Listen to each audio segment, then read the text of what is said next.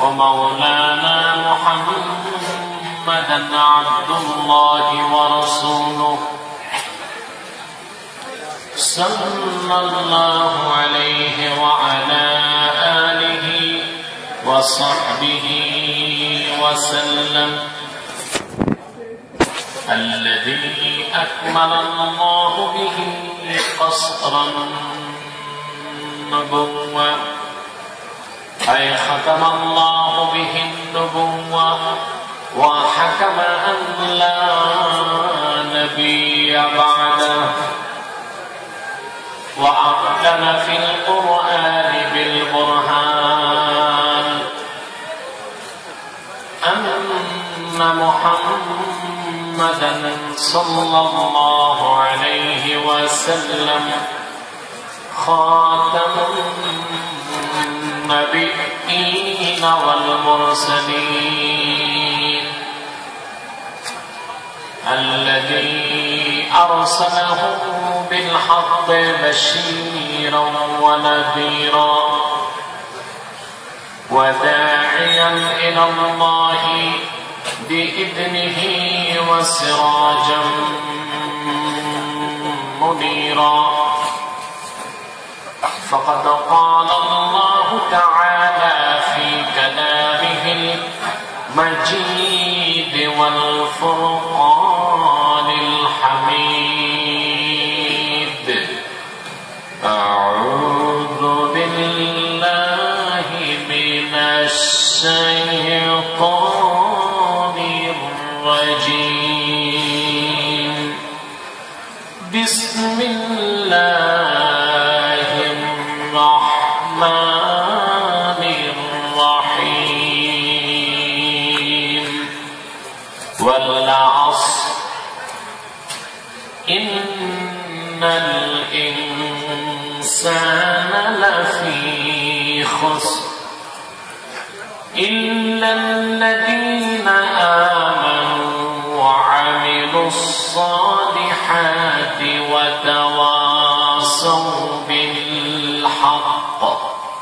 وتواصوا بالحق وتواصوا بالصبر صدق الله العظيم وصدق رسوله النبي الكريم ونحن على ذلك من الشاهدين والشاكرين والحمد لله رب العالمين إن الله وملائكته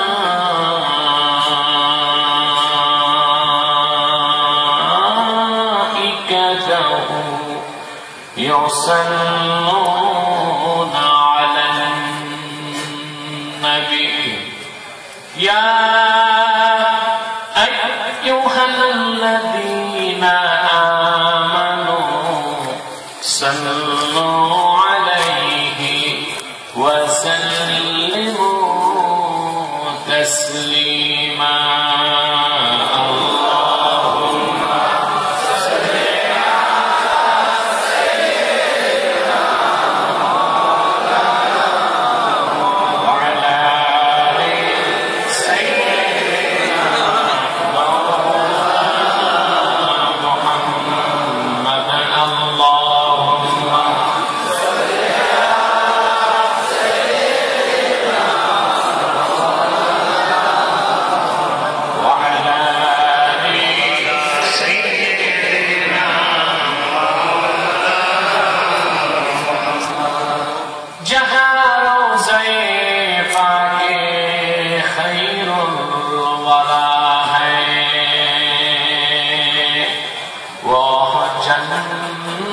नहीं है तो फिर और क्या है अल्लाहुम्मा सल्ली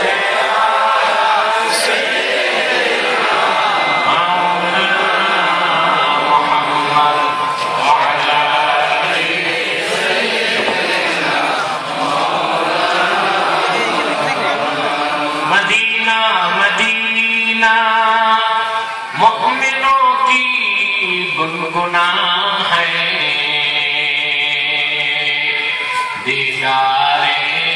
मदीना आशिकों की तमन्ना है।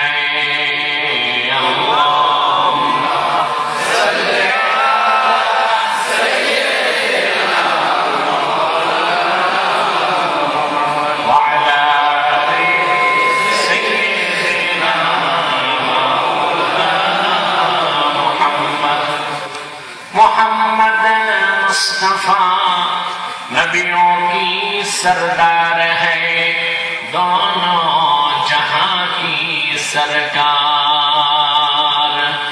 आप खातिमुल अंबिया है, सैयदुल अबरार।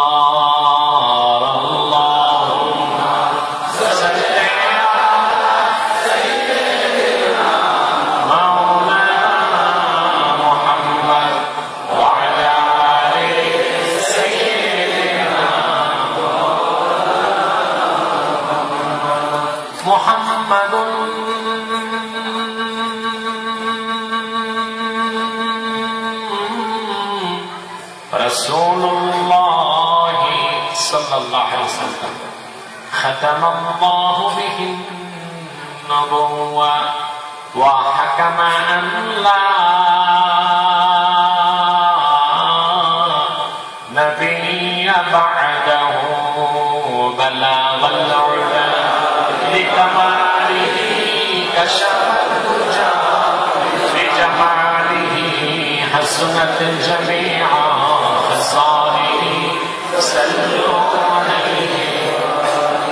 बलागल उला बिकमालिही कशफत दुजा बिजमालिही हसनत जमीआ खसालिही।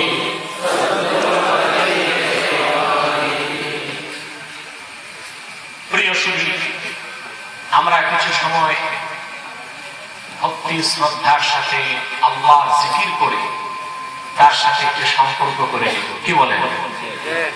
অতএব হৃদয়ের সবটুকু নামে ভালোবাসা উচ্ছ্বাস উজাড় করে সমবেত কণ্ঠে আল্লাহর জিকির করুন। লা ইলাহা ইল্লাল্লাহ।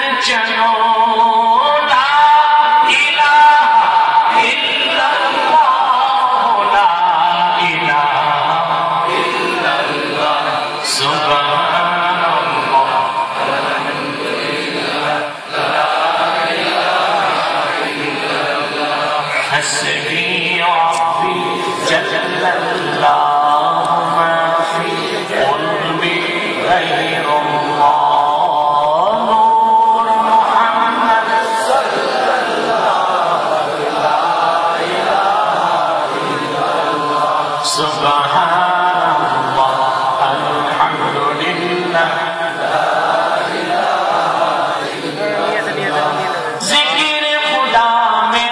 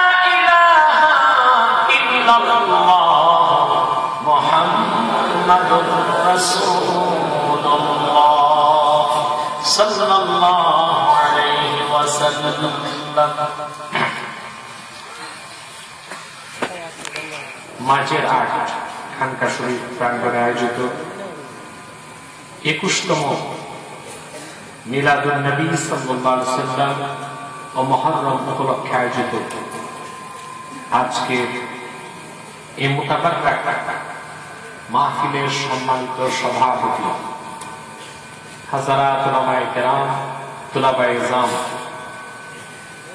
বিভিন্ন প্রান্ত থেকে আগত আমার মুসলমান ভাই বন্ধুগণ সকলকে অন্তরে অন্তঃস্থল থেকে জ্ঞাপন করছি মুবারক, সবটুকু শুকরিয়া আল্লাহ সুবহানাহু ওয়া তাআলার জন্য, যিনি আজকে এই মাহফিলে শত সহস্র ব্যস্ততার মধ্যেও আমাদেরকে আসার বসার তৌফিক দান করেছে। সেজন্য আসুন আমরা সকলে একবার অবনত চিত্তে হৃদয়ের সবটুকু আবেগ অনুভূতি শ্বাসকে প্রকাশ করে সমবেত কণ্ঠে বলি আলহামদুলিল্লাহ।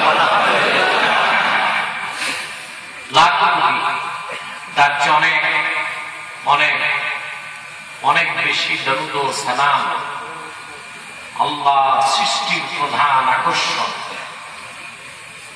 বিশ্বসভার সভাপতি, সমস্ত নবী রাসূলগণের মাথার মুকুট, শামসুল হিদায়াত, বদরুদ্দুজা, সাইয়্যিদুস সাকালাইন, ইমামুল মুরসালিন, খাতামুন নবিয়্যিন ওয়াল মুরসালিন, আফতাবে নবুওয়াত, শাহনশাহে রিসালাত, सरकार दो जहां, सुल्तानुल मदीना, हुजूर अकरम, नूरे मुजस्सम, नूरुन अला नूर, सय्यिदिना हबीबिना शफीइना मौलाना मुहम्मद सल्लल्लाहु अलैहि वसल्लमेর উপর আল্লাহ পাক যাকে আজ থেকে ১,৫০০ বছর আগে সর্বশ্রেষ্ঠ ও সর্বশেষ নবী ও রাসূল হিসেবে প্রেরণ করেছেন, যার পরে আজ পর্যন্ত পৃথিবীতে অবশ্যই কোন প্রকার নবী কিংবা রাসূল অবশ্যই আসে নাই, অবশ্যই এখনো নাই, অবশ্যই কিয়ামত পর্যন্ত আসবে না। না সম্মানিত সুধী, সোশ্যাল মিডিয়ার মাধ্যমে বহু আগ থেকে আপনাদের সাথে আমার সম্পর্ক, ঠিক না? কিন্তু দৈহিক ভাবে আমি আপনাদের এখানে নবাগত, আপনাদের এখানে ওয়াজ মাহফিল কিভাবে হয় সেটা আমার অভিজ্ঞতাও নেই, যে কারণে আপনাদের সহযোগিতা আমি কামনা করি। আজকে যারা এখানে এসেছেন, আসার পেছনে জাগতিক প্রার্থী কোন চাওয়া পাওয়া নাই, ঠিক কিনা? জবাব দেন। অন্য কোন জাগতিক স্বার্থ আছে? কথা বোঝা যায়? মাইকের আওয়াজ কি ডবল হচ্ছে? না, ঠিক আছে, ঠিক আছে। ইকো কম থাকবে, ইকো সাউন্ড বাড়বে, ইকো কম থাকবে। এখানে আসার পেছনে জাগতিক প্রার্থীর কোন স্বার্থ নাই। যারা এসেছেন কেবলমাত্র আল্লাহ ও তার হাবিব নবীজি মুহাম্মদ সাল্লাল্লাহু আলাইহি ওয়াসাল্লামের রাজি ও খুশির জন্য এসেছেন, ঠিক কিনা? অন্য কোনো কারণ আছে না? সেজন্য এখানে এসেছেন। আল্লাহ তাআলা আপনাদেরকে তালিবুল ইলমের মহান মর্যাদা দান করেছেন। তালিবুল ইলম হবার জন্য কোনো বয়স নাই, বয়স আছে এমন কথাও নেই মাদ্রাসায় ভর্তি হতে হবে। ইমানদার ইলমে দ্বীন শিক্ষার নিয়ত করে বের হলেই সে তালিবুল ইলম হয়ে যায়। সুবহানাল্লাহ। তালিবুল ইলমের কতটুকু মর্যাদা তা ভাষায় প্রকাশ করার মতো কোন শব্দ আমার স্মৃতি ভান্ডারে নাই। আমি একটি হাদিসের অংশ শুধু শোনাচ্ছি। আল্লাহ হাবিব ইরশাদ করেছেন, وَإِنَّ الْمَلَائِكَةَ لَتَضَعُ أَجْنِحَتَهَا رِضًا لِطَالِبِ الْعِلْمِ। ঈমানদার ইলমে দ্বীন শেখার জন্য ঘর থেকে যখন বের হয়ে যায়, আমার আল্লাহ নূরের ফেরেশতারা নূরের পাখা তাদের পদতলে বিছায় দেন। কি সম্মান! এই ইজ্জত কোথায় পাবে? মন্ত্রী মিনিস্টার যখন হাঁটে লাল গালিচা সম্পর্ক করানো, ঠিক কিনা? কথা বলে পাটের তৈরি চটের গালিচা, আর আপনারা হেঁটে এসেছেন ফেরেশতার নূরের পাখাগুলো গালিচা ছিল বলেন সুবহানাল্লাহ। আপনারা খুশি না বেজা? শুধু তাই নয়, প্রতি কদমে আল্লাহ রাব্বুল আলামিন 10টি করে নেকি লিখে দিয়েছেন। বসে আছেন, প্রতি শ্বাসে 10টি করে নেকি লেখা হচ্ছে। বাড়িতে যাবার আগে যদি মৃত্যু হয়, শহীদের খাতায় নাম উঠে যাবে। বাড়ি থেকে যত দূর মৃত্যু হবে ততটুকু জায়গা আমার আল্লাহ কবরে জান্নাতের বাগান করে দিবেন। এত মর্যাদা, জীবনের সব সগীরা গুনাহ আল্লাহ মাফ করে দেয়। আপনারা এখানে এসেছেন, আল্লাহ খুশি, ঠিক না? মাখলুকাত খুশি, ফেরেশতাগণ খুশি, আমরাও খুশি। তবে এই অভিশপ্ত পাপিষ্ঠ দুষ্ট আত্মা বড্ড বেজা। ওটার নাম কি? আপনারা শয়তানকে পশ্চিম বাংলায় কি বলেন আমি জানি না। শয়তানি তো আমরা একটু হালকা বলি, আপনারা পশ্চিম বাংলায় একটু পুষ্টি করে বলেন। এই পার্থক্য। শয়তান তো খুব বেজা, ঠিক কিনা? মুনাজাত করে যাবেন, জীবনের সব গুনাহ মাফ হয়ে যাবে। এটা তো শয়তান বরদাস্ত করতে পারে না। এখন সে প্ররোচনা দিয়ে আপনাদের এখান থেকে বহিষ্কার করার চেষ্টা করতে পারে, পারে কিনা? কিন্তু নেক নিয়ত থাকলে শয়তান আমাদের কাছে পরাস্ত হয়ে যাবে। আমরা কি নেক নিয়ত করে অভিশপ্ত শয়তানের নাপাক গালে একটা চপেটা ঘাত করতে পারি? পারি। তাহলে আমরা নিয়ত করছি কিছুক্ষণ পরে মুনাজাত করে গুনাহ মাফ করে নিষ্পাপ ব্যক্তি আল্লাহ ওয়ালা হয়ে কারা কারা বাড়ি যেতে চান দুটো হাত উঁচু করে দেখা। আল্লাহ খুশি হোক, আল্লাহ কবুল করুন, হাত থামান, আল্লাহ তাআলা মঞ্জুর করুন, বলুন আল্লাহ। বিশেষ প্রয়োজন ছাড়া মোটেও উঠার চেষ্টা করবেন না। আজকে আমি কোরআন কারীম থেকে একটি সূরা, পূর্ণাঙ্গ সূরা আপনাদের সামনে তেলাওয়াত করেছি। সূরাটির নাম সূরাতুল আসর। কি নাম? আমার অভ্যাস হচ্ছে শ্রোতার সাথে আমার একটা সম্পর্ক থাকতে হবে। আমি বলবো, আপনারা শুধু শুনবেন তা হবে না, মাঝে মধ্যে প্রশ্ন উত্তর চলবে, ঠিক কিনা? আমরা যে সূরাটি পড়লাম, সূরাটির নাম কি? এই নামে নামাজও আছে, ঠিক কিনা?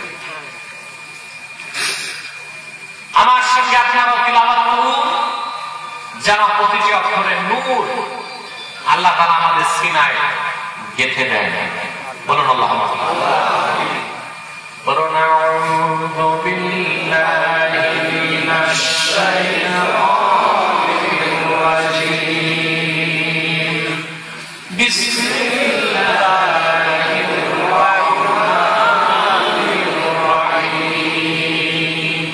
ওয়াল আসর ইন্নাল ইনসানা লাফি খুসর ইল্লাল্লাযীনা আমানু ওয়া আমিলুস সালিহাতি ওয়া তাওয়াসাউ বিল হক ওয়া তাওয়াসাউ বিল হক ওয়া তাওয়াসাউ বিস সাবর। সাদাকাল্লাহু আযীম। পড়ুন সবাই, সাদাকাল্লাহু আযীম ওয়া সাদাকা রাসূলুহুন নবিয়্যুল কারীম ওয়া নাহনু আলা যালিকা মিনাশ শাহিদিন ওয়াশ শাকিরিন ওয়াল হামদু লিল্লাহি রাব্বিল আলামিন। আমরা তেলাওয়াত করেছি সূরাতুল আসর। কোন সূরা? এই সূরাটির ফজিলত অনেক বেশি। সুবহানাল্লাহ। ইমাম শাফিঈ রাহমাতুল্লাহি আলাইহি নাম তো শুনেছেন, তার থেকে ইমাম বাইহাকী একটি হাদিস বর্ণনা করেছেন। ইমাম শাফিঈ বর্ণনা করেন ১,৫০০ বছর আগে নবীজি মুহাম্মদ সাল্লাল্লাহু আলাইহি ওয়াসাল্লামের দুইজন সাহাবী যখনই পরস্পর সাক্ষাৎ করতেন,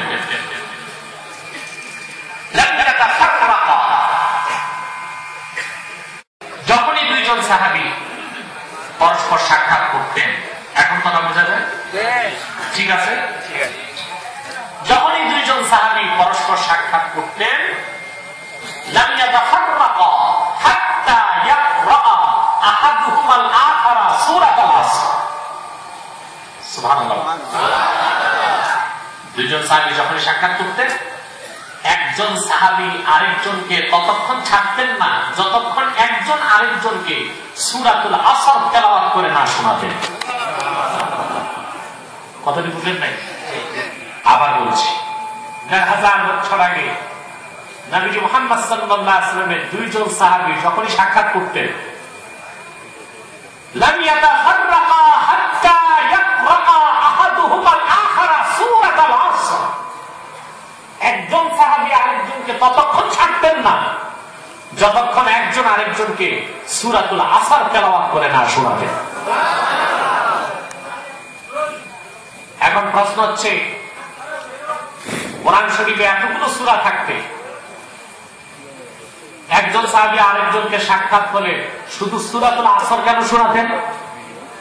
প্রশ্ন আসে, কথা বলেন, আসে কিনা? তার জবাব হচ্ছে,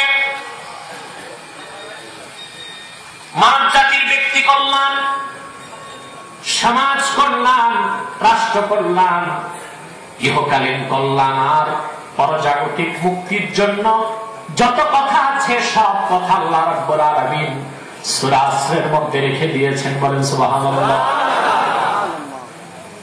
ইহজাগতিক কল্যাণ, পরজাগতিক মুক্তি, ব্যক্তি কল্যাণ, সমাজ কল্যাণ, রাষ্ট্র কল্যাণ, সব কথা সাবস্টেন্স হিসেবে, সার অংশ হিসেবে আল্লাহ সূরাতুল আসরের মধ্যে ঢুকাই দিয়েছেন। বলেন সুবহানাল্লাহ।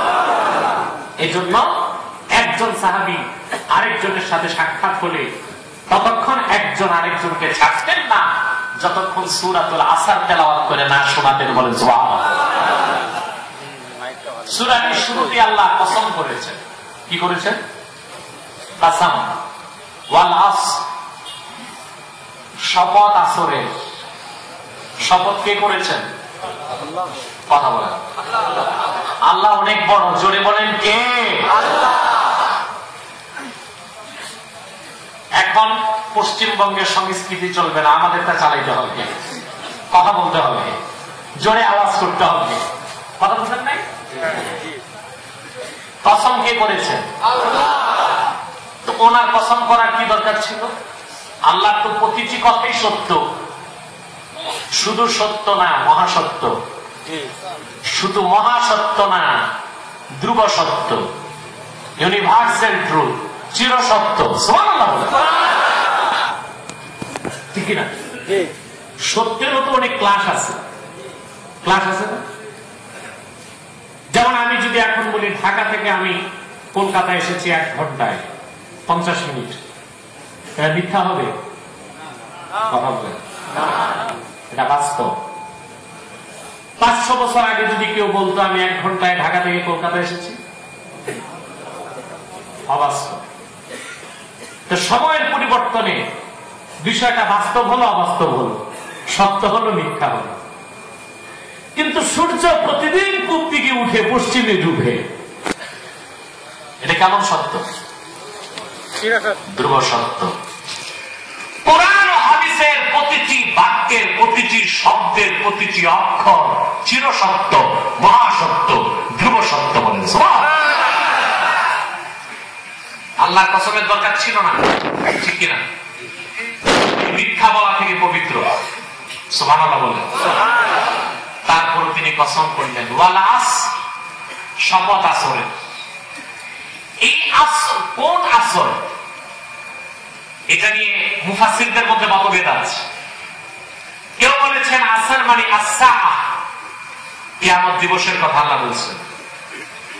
কেউ বলেছেন আসর অর্থ চারদাহ, যুগ, আল্লাহ যুগের কসম করেছেন। সবচেয়ে গ্রহণযোগ্য তাফসীর করেছেন আব্দুল্লাহ ইবনে আব্বাস রাদিয়াল্লাহু তাআলা আনহুমা, যিনি নূর নবীর আপন চাচাতো ভাই। তার তাফসীর হচ্ছে আসর হচ্ছে আল ওয়াক্ত, হুয়াল ওয়াক্তু বাদা জামানিশ শামসে ক্বাবলা গুরুবিহা। সূর্য পশ্চিম দিকে ঢলে যাবার পর, ডুবে যাবার আগ পর্যন্ত যে ছোট্ট সময় যখন আমরা আসরের 4 রাকাত ফরজ নামাজ পড়ি, সেই ছোট্ট সময়টাকে বলা হয় আসর। আল্লাহ সেই সময়টার কসম করেছেন। বলেন সুবহানাল্লাহ। মুফাসসির আবার সুয়ালে মুকাদ্দারের জবাব দেন যে লিমাযা আকসামাল্লাহু বিওয়াক্তিল আসর, আল্লাহ আসরের কসম করলেন কেন? এটা তো ছোট সময়। কথা বুঝতেছেন? রাত লম্বা ছিল, রাতের কসম করতে পারতেন, অন্য জায়গায় করছেন, এখানে তো করেন নাই। সকালের কসম করতে পারতেন, ওইটা লম্বা আছে। মোটামুটি দুপুরের কসম করলেও হইতো কিছু সময় আছে। এমন এক সময়ের কসম করলেন যে নামাজ পড়তে পড়তে আরেক সময় চলে আসে, ঠিক কিনা? কারণ কি? মুফাসসিরগণের মধ্যে যারা আহলে তরিকাত, তারা জবাব দিয়েছেন মূলত আল্লাহ রাব্বুল আলামিন আসরের কসম করার দ্বারা বান্দার চোখের পর্দা সরাই দিয়েছেন। রে বান্দা, সূর্যটা পশ্চিম দিকে ঢলে যাবার পর ডুবে যেতে যেমন সময় লাগে না, এই পৃথিবীতে তোমার জন্মের পরে তোমার জীবন নামের সূর্যটা ডুবে যেত তেমন সময় লাগবে না। মুদ্দাতে হায়াত, মানুষের জীবনটা যে খুব ছোট, আল্লাহ সেই দিকে ইঙ্গিত করেছে, ঠিক কিনা? আসলে তো আমাদের জীবনটা খুব ছোট, ছোট না? কথা বলে 50-60 বছর বয়স পাই আমরা। 100 বছর বয়স হয়েছে এমন কয়টা লোক পাবে?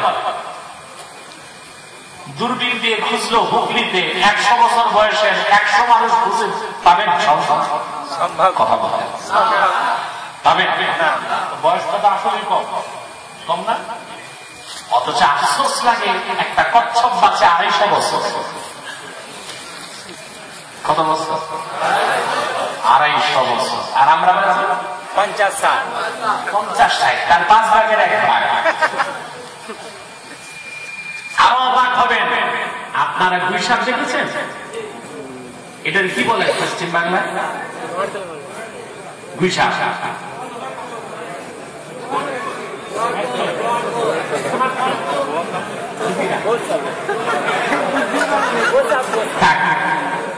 আমি আমারটাই ভুলে যাব।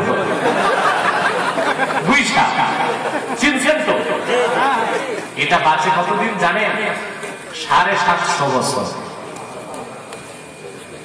কত বছর? এটাকে হাদিসে বলা হয়েছে দুঃখ।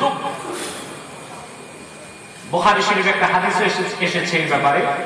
নাহা রাসূলুল্লাহ সাল্লাল্লাহু আলাইহি ওয়াসাল্লাম আন আকলি দুব্ব। নবী মুহাম্মদ সাল্লাল্লাহু আলাইহি ওয়াসাল্লাম গুইসাপ থেকে নিষেধ করেছেন। হাদিসের ব্যাখ্যা এসেছে এটা বাঁচে 750 বছর। জিন্দিগিতে কোনদিন পানি পান করে না, পানি করে না। 35 বছর পর 1 ফোঁটা পেশাব করে। কত বছর? আমি বড় চিন্তায় ছিলাম, পানি ছাড়া বাঁচে কেমন করে? থাকে পানিতে কিন্তু পানি খায় না। চিন্তা করে পেয়েছি ঘটনাটা অস্বাভাবিক কিছু না। আল্লাহ পানি তৈরি করেছেন বাতাস থেকে, H2O, ঠিক কিনা? হাইড্রোজেনের 2 অণু, অক্সিজেনের 1 অণু। এই দিয়ে আল্লাহ কি বানাইছে? পানি। গুইসাপ পানি খায় না কথা ঠিক, বাতাস তো নেই। বাতাসে অক্সিজেনও আছে, হাইড্রোজেনও আছে। সে তার প্রয়োজনীয় পানি হাইড্রোজেন এবং অক্সিজেনকে কনভার্ট করে পানি বানায়। সুবহানাল্লাহ। বাকি কত বছর? আর আমরা আছি 50। আমাদের বয়স খুব কম, কর্মসূচি অনেক বেশি, ঠিক না? আল্লাহ রাব্বুল আলামিন কসম করেছেন ওয়াল আসর, শপথ আসরের। তারপর তিনি বলেন ইন্নাল ইনসানা লাফি খুসর, নিশ্চয়ই মানুষ নিশ্চিত ক্ষতির মধ্যে। সুবহানাল্লাহ বলবেন। কেন সুবহানাল্লাহ বললাম? আল্লাহর কোরআনের ভাষাটা কত উচ্চাঙ্গের, চিন্তা করে দেখবেন। আল্লাহ একটি বাক্যে 2টো তাকিদ আনবেন। একটা হচ্ছে তাকিদের জন্য ইন্না, আর একটা হচ্ছে লাম তাকিদ। ইন্নাল ইনসানা লাফি খুসর, সাবজেক্ট থেকেও সন্দেহ দূর করেছেন, প্রেডিকেট থেকেও সন্দেহ দূর করেছেন।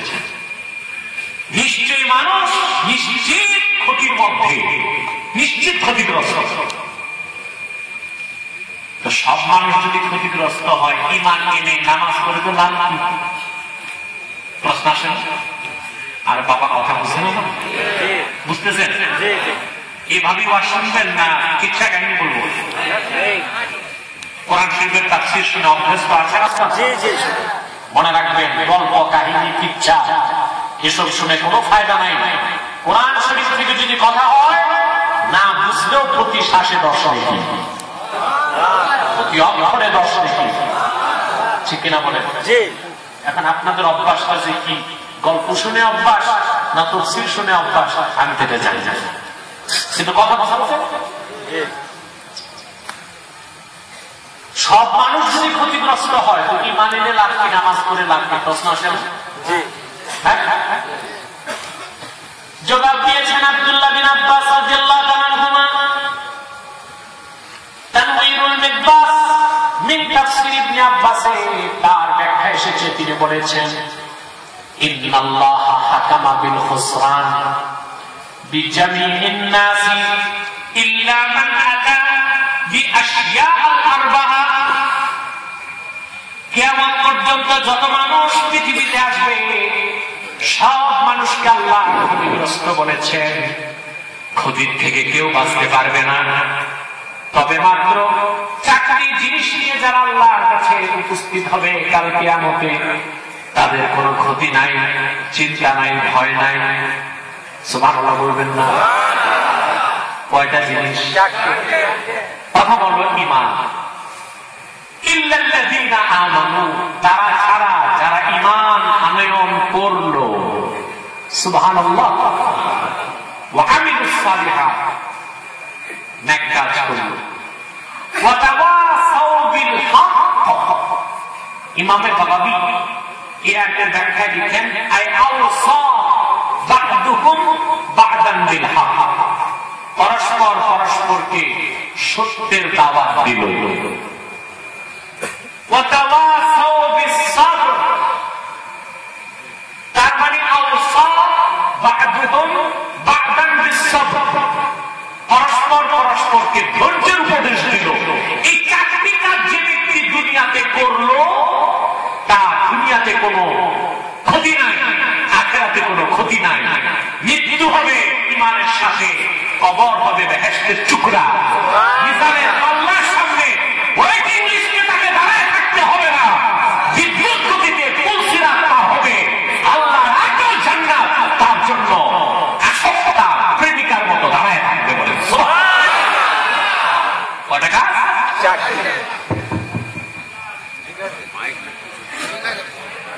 বাংলাদেশের রোগ কলকাতাতেও আছে।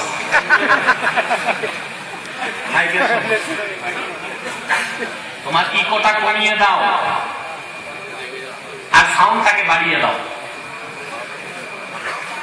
এবার বুঝতে পেরেছো? সাউন্ড আর নেই, ওর ভাগ্যে চালানি কম আছে।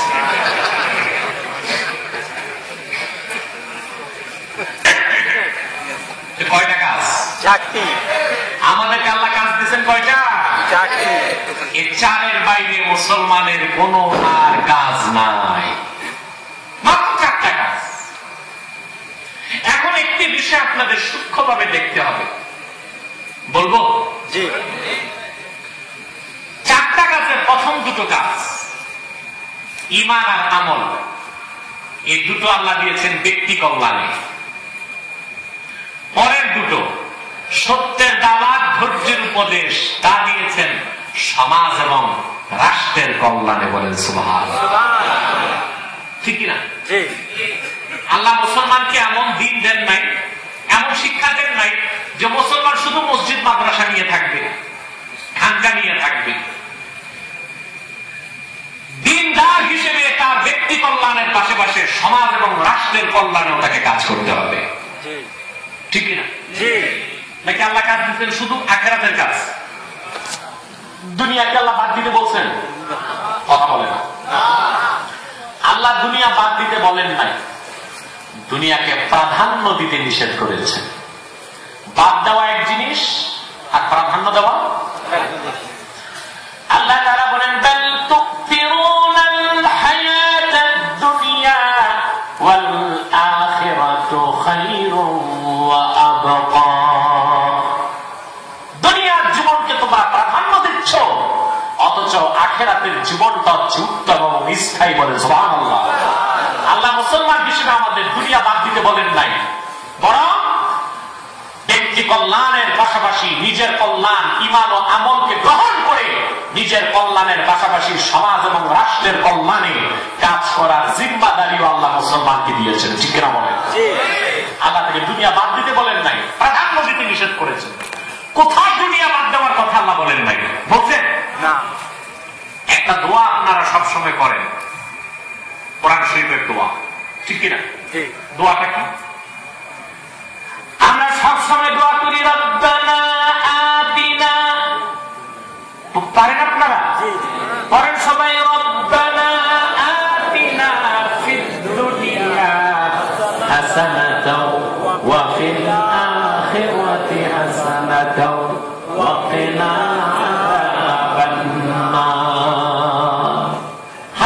থেকে এসেছে, এটা শ্রেষ্ঠ দোয়া।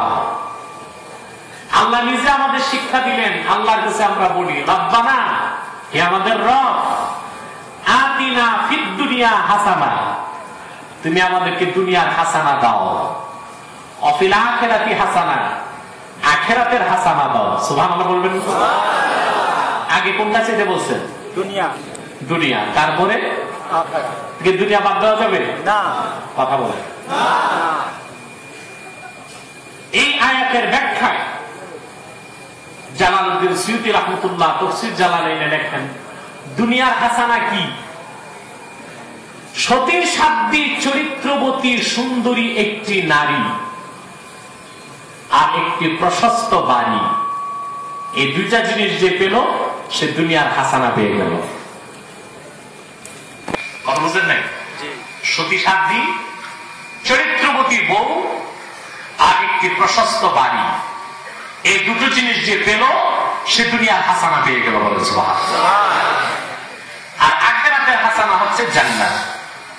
আল্লাহ দুনিয়া বাদ দিতে বলেন নাই, দুনিয়াও চাইতে বলেছে, আখিরাতও চাইতে বলেছে। আরেকটি উদাহরণ দেখেন, হযরত আনাস ইবনে মালিক রাদিয়াল্লাহু তাআলা, যিনি রাসূলুল্লাহ খাদিম ছিলেন, ঠিক না? তিনি বলেছেন, খাদিমতুন নবী সাল্লাল্লাহু আলাইহি সাল্লাম 10 সানাওয়াত, আমি নবীজি মুহাম্মদ সাল্লাল্লাহু আলাইহি সাল্লামের খেদমত করেছি 10 বছর। আল্লাহ রাসূল যখন মক্কা থেকে হিজরত করে মদিনাতুত তাইয়্যিবায় গিয়েছিলেন, তখন হযরত আনাসের বয়স ছিল 10। তিনি রাসূলুল্লাহর খেদমত করেছেন 10। বুঝতে পারছেন? হযরত আনাস বিন মালিক রাদিয়াল্লাহু তাআলা আনহু বলেন, নবী মুহাম্মদ সাল্লাল্লাহু আলাইহি ওয়াসাল্লাম মক্কা থেকে হিজরত করে যখন মদিনাতুত তাইয়্যিবাতে আসলেন, আমার মা আমাকে আল্লাহর রাসূলের খেদমতে নিয়ে গেলেন এবং বললেন, খুআইদিমুকা ইয়া রাসূলুল্লাহ, ইয়া রাসূলুল্লাহ, আমার ছেলে আনাস আপনার খাদেম, আমি তাকে আপনার কদমে সুপর্দ করে দিলাম। এই ছেলে আমার আর দরকার নাই, সারা যতদিন সে শুধুমাত্র আপনার খেদমত করবে আর আপনার নূরের জবান থেকে হাদিসগুলো শুনে অন্যদেরকে শোনায় দিবে। বলেন সুবহানাল্লাহ। হযরত আনাসের মা বললেন, ইয়া রাসূলুল্লাহ, ইয়া হাবিবাল্লাহ, আপনি একটু আনাসকে দোয়া করে দেন। কি করে দেন? দোয়া। আল্লাহর রাসূল হযরত আনাসের মাথায় হাত রেখে দোয়া করলেন, আল্লাহুম্মা বারিক ফি মালিহি ওয়া আওলাদিহি ওয়া আকিল উমরাহ ওয়া ফির যামবা। আল্লাহ তুমি আনাসের সম্পদকে বাড়ায় দাও, তার আওলাদ বাড়ায় দাও, তার বয়সটা লম্বা করে দাও, আর আখিরাতে তার সব গুনাহ মাফ করে দাও। হুজুর দোয়া করলেন কয়টা? কথা বলেন। তিনটাই তো দুনিয়ার জন্য। আল্লাহ তুমি তার সম্পদ বাড়ায় দাও, তুমি তার আওলাদ বাড়ায় দাও, তুমি তার বয়স লম্বা করে দাও, তুমি তার সব গুনাহ মাফ করে দাও। হুজুর দোয়া করলেন চারটা, তিনটাই দুনিয়ার জন্য, একটা আখিরাতের, একটা আখিরাতের জন্য। তাহলে দেখা যাচ্ছে দুনিয়াকে বাদ দেওয়ার সুযোগ নাই। দুনিয়া কল্যাণে মুসলমানকে কাজ করতে হবে, তবে প্রথম কাজ হচ্ছে তার ব্যক্তি কল্যাণে। ব্যক্তি কল্যাণে আল্লাহ দুটো কাজ দিয়েছেন, একটু হচ্ছে ঈমান আর একটু হচ্ছে আমল। ঠিক কিনা বলেন? আল্লাহর পক্ষ থেকে আমাদেরকে শ্রেষ্ঠ যে দৌলত দান করা হয়েছে সেটা হচ্ছে ঈমান। বলেন সুবহানাল্লাহ। বিনা দরখাস্তে আল্লাহ আমাদেরকে মুহাম্মদ সাল্লাল্লাহু আলাইহি ওয়াসাল্লামের উম্মত বানিয়ে দিয়েছেন। ঠিক কিনা? জি। ঈমান দিয়ে। কি দিয়ে? ঈমান। কি দিয়ে? ঈমান। আবার বলছি, আল্লাহ তাআলা নবীজি মুহাম্মদ সাল্লাল্লাহু আলাইহি ওয়াসাল্লামের উম্মত হিসেবে আমাদেরকে গ্রহণ করেছেন, ঈমানের দৌলত দান করেছেন। আর এই ক্ষেত্রে আমাদের পক্ষ থেকে কোনো আবেদন আল্লাহর কাছে ছিল না, অথচ হাদিস সাক্ষী পূর্ব জমানা কি বিষয় কোন কথা বলতেছে, পূর্ব জামানায় নবীগণ আল্লাহর কাছে দরখাস্ত করতেন, আল্লাহ তুমি মুহাম্মদ সাল্লাল্লাহু আলাইহি ওয়াসাল্লামের উম্মত বানায় দাও। সুবহানাল্লাহ বলবেন। আল্লাহ তো সবার দোয়া কবুলও করেন নাই, করছেন? মুসা আলাইহিস সালাম, মুকাতিল ইবনে সুলাইমান বর্ণনা করেন, হযরত মুসা আলাইহিস সালাম আল্লাহর কাছে তাওরাত কিতাবের মধ্যে উম্মতে মুহাম্মদীর সম্মান দেখে অবাক হয়ে গেছে। তিনি আল্লাহর কাছে দরখাস্ত করলেন, আল্লাহ, মুহাম্মদ সাল্লাল্লাহু আলাইহি ওয়াসাল্লামের উম্মত যেটা উম্মতে মুহাম্মদী, এটা আমাকে দিয়ে দাও। আল্লাহ বললেন, মুসা, কোনদিন তোমার এই দোয়া কবুল হতে পারে না, কবুল হতে পারে না। পরপর তিনি আল্লাহর কাছে 8 বার দোয়া করেছেন। কতবার? 8 বার। এখানে কি সমস্যা হচ্ছে? এখানে মাঠে না না কোন পোকামাকড় আছে নাকি? এখানে আছে কি? এটা না আরো কোন সমস্যা আছে? হ্যাঁ, একটু ধৈর্যের সাথে বসেন। মুসা আলাইহিস সালাম আল্লাহর কাছে 8 বার দোয়া করলেন। কয়বার? 8 বার। কি চাইলেন? মুহাম্মদ সাল্লাল্লাহু আলাইহি ওয়াসাল্লামের উম্মত আমাকে দিয়ে দাও। আল্লাহ 8 বার তার দোয়া ফেরত দিয়েছেন। মুসা, তুমি এমন এক দোয়া করেছো, এটা কোনদিন কবুল হওয়ার মতো নয়। হাদিস সাক্ষী, হাত্তা তামান্না মুসা আন ইয়াকুনা মিন উম্মতি মুহাম্মদ সাল্লাল্লাহু আলাইহি ওয়াসাল্লাম। নবমবার মুসা নবী হাত তুলে দোয়া করলেন, আল্লাহ, আর আমি উম্মত চাই না, দয়া করে আমি মুসাকে তুমি মুহাম্মদ সাল্লাল্লাহু আলাইহি ওয়াসাল্লামের উম্মত বানায় দাও। আল্লাহ বললেন, মুসা, বড্ড দেরি হয়ে গেছে, খামোখা 8 বার উম্মত না চেয়ে প্রথমবার যদি তুমি উম্মত হতে চাইতা, আমি আমার হাবিবের উম্মত তোমাকে বানাই দিতাম। এই কথা খুব ভালো করে জানা ছিল হযরত ঈসা রুহুল্লাহ, ঠিক কিনা? ইমাম সুয়ুতি আল হাবিলিল ফাতাওয়াতে লিখেছেন, এই জন্য ঈসা আলাইহিস সালাম সবসময় আল্লাহর কাছে দোয়া করতেন, আল্লাহুম্মা জাআলনি মিন উম্মতি মুহাম্মদ, আল্লাহ তুমি আমাকে মুহাম্মদ সাল্লাল্লাহু আলাইহি ওয়াসাল্লামের উম্মত বানায় দাও। আল্লাহ তার দোয়া কবুল করেছেন। ইহুদিরা তাকে যখন হত্যা করতে গেল, হত্যা করতে পারে নাই। ঈসা রুহুল্লাহকে আল্লাহ আকাশে উঠায় দিয়েছেন। কোথায়? আর দেখতে তার মতো আরেকজনকে ইহুদিরা হত্যা করলো, করে বলল ঈসা শেষ। আল্লাহ বললেন যে না, মারছো যেটা, এটা ঈসা না, এটা মিসা। এটা কি? মিসা। আর ঈসা কোথায়? ঈসা কোথায়? আকাশ, ঠিক কিনা? কিয়ামতের আগে দাজ্জালকে হত্যা করার জন্য আল্লাহ ঈসা রুহুল্লাহকে দামেস্কের জামে মসজিদের ছাদে নামাবেন। তবে তবে তবে নবী হিসেবে নয়, আমাদের মতো উম্মত হিসেবে। বলেন সুবহানাল্লাহ। কি হিসেবে? ঠিক কিনা? নবী হিসেবে না। কোন কোন মৌলবী, বিশেষ করে যারা লামাযহাবী আছে আপনাদের দেশে, আহলে হাদিস, আমরা বাংলাদেশে এদের আহলে হাদিস বলি না, আলগা হাদিস বলি। এরা এখন নাম বদলায় রেখেছে সালাফি। কি নাম রেখেছে? এটা ভালো করে ওষুধ হবে, আস্তে আস্তে ধৈর্য ধরতে হবে। প্রিয় সখী, এরা বলে ঈসা রুহুল্লাহ নবী হিসেবেই নামবে। নাউযুবিল্লাহ বলে। পরিষ্কার হাদিস, হাদিসের কিতাব থেকে আকীদার শ্রেষ্ঠ কিতাব শারহু ফিকহিল আকবার, দারুন নাফায়েস, লেবানন, বৈরুতের ছাপ, যথাসম্ভব 229 পৃষ্ঠায় স্পষ্ট লেখা আছে। তিনি নামবেন কিয়ামতের আগে দামেস্কের জামে মসজিদের ছাদে, পূর্ব পাশের মিনারায়। কোন পাশের মিনারায়? পূর্ব পাশে। মসজিদের ভিতরে ইমাম মাহদী মেহরাবে থাকবেন। কোথায়? আসর নামাজে ইকামত হয়ে যাবে, ইমাম মাহদী নামাজ শুরু করবেন না। মুসল্লিরা বলবে, হুজুর কার অপেক্ষায় আছেন? ইকামত তো হয়ে গেছে। তিনি বলবেন, আমার ভাই ঈসা রুহুল্লাহ আকাশ থেকে নেমেছেন, সুবহানাল্লাহ, আসলে একসাথে নামাজ পড়ব। মুসল্লিগণ দৌড়ায় বাইরে যাবেন, যে দেখবেন আসলে ঈসা আলাইহিস সালাম সিঁড়ি দিয়ে নামতেছেন। তিনি ভিতরে ঢুকবেন, সুবহানাল্লাহ বলবেন। ঢুকার পরে কিতাবে এসেছে ফায়ুশিরুল মাহদি ইলা ঈসা ইবনে মারইয়াম বিতাকাদ্দুম। ইমাম মাহদি ঈসা আলাইহিস সালামকে বলবেন, হুজুর আপনি নামাজ পড়ান। ঈসা রুহুল্লাহ বলবেন যে না, আমি নামাজ পড়াবো না, আমি আপনার পিছনে পড়বো, কারণ ইকামত হয়েছে আপনার জন্য, আর আমি নবী হিসেবে আসি নাই, উম্মত হিসেবে এসেছি, আর আপনি হচ্ছেন বর্তমান উম্মতের ইমাম।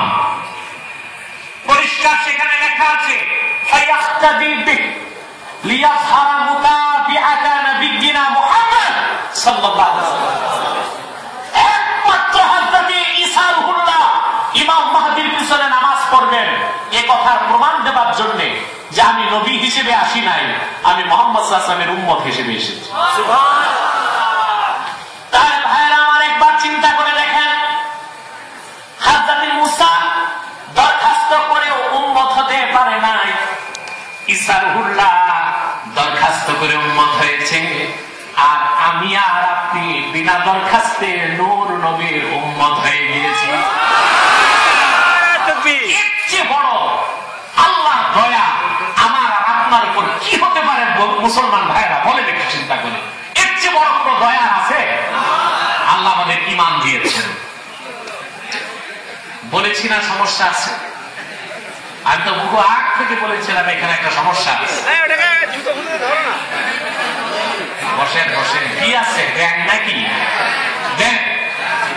হ্যাঁ, এই ব্যাং দেখে এরকম ফালবেন, বাঘ দেখলে কি করবে? এটাকে ধরে হয় পকেটে রাখেন না দিকে দেন, তবে কারো মুখে ফেলবেন না। এই ব্যাংক যে ডিস্টার্ব করতেছে বহু আগ থেকে আমি দেখতেছি, যেখানে ব্যাংক যাচ্ছে ওখানে মানুষে ব্যাংকের মতো ভালাচ্ছে। প্রিয় সুধী, কষ্ট হচ্ছে আপনাদের? যে কথা বলছিলাম যে আল্লাহ আমাদের ইমানের দৌলত দান করেছেন, ঠিক কিনা? কাজ দিচ্ছেন আল্লাহ কয়টা? প্রথম হলো ঈমান। প্রথম কি? ঈমান। এটা আল্লাহর পক্ষ থেকে শ্রেষ্ঠ দৌলত। সুবহানাল্লাহ। যার